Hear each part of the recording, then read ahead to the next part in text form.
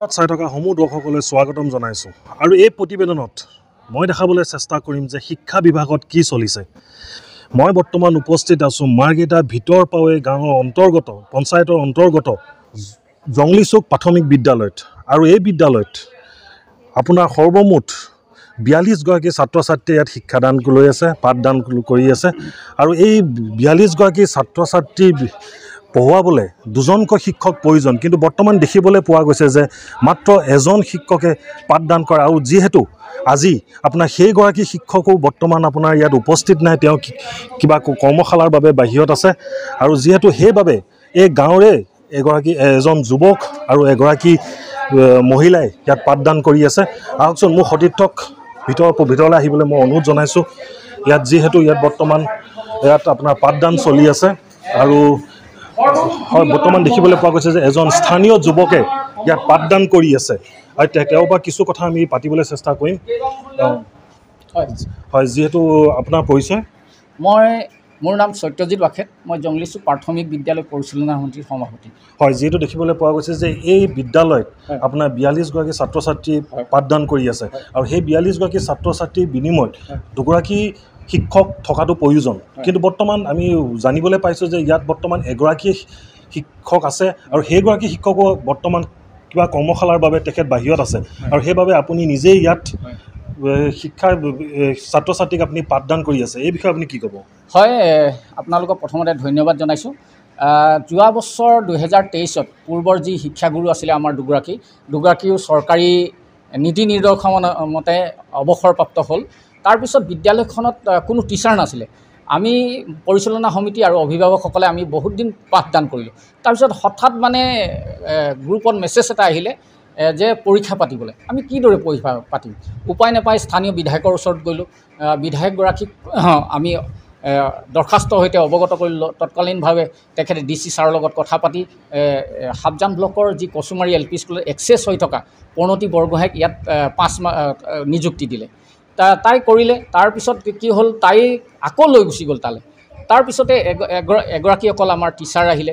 টিচাৰগৰাকী এতিয়া অকলে পাঠদান কৰিবলৈ অসুবিধা হয়, প্লাছ যোৱাকালিৰ পৰা কৰ্মশালা দিলে।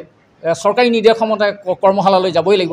তেখেতে মোৰ ফোন মাৰি কৈছে যে ৱাখেত মহাশয়, মই অহাকালি পৰা মোৰ 5 দিনীয়া কৰ্মশালা আছে, গতিকে আপুনি বিদ্যালয়খন চাব। তো যোৱাকালিৰ পৰা আমি স্থানীয় আমাৰ বোৱাৰী এগৰাকী আছে, শিক্ষিত বোৱাৰী, তাই আৰু মই আৰু অভিভাৱকসকলেও দিনত প্ৰথম অৱস্থাত আহিছে কণ্ট্ৰল কৰিবলৈ, ল'ৰা ছোৱালীক কিবা কৰি ৰাখিবলৈ। তো এইদৰে আমি পাঠদান কৰিবলগীয়া আছে। পূৰ্বতেও আমি তেনেকৈ পাঠদান কৰিছোঁ। গতিকে আমি অনুৰোধ জনাম চৰকাৰক অনুৰোধ জনাম।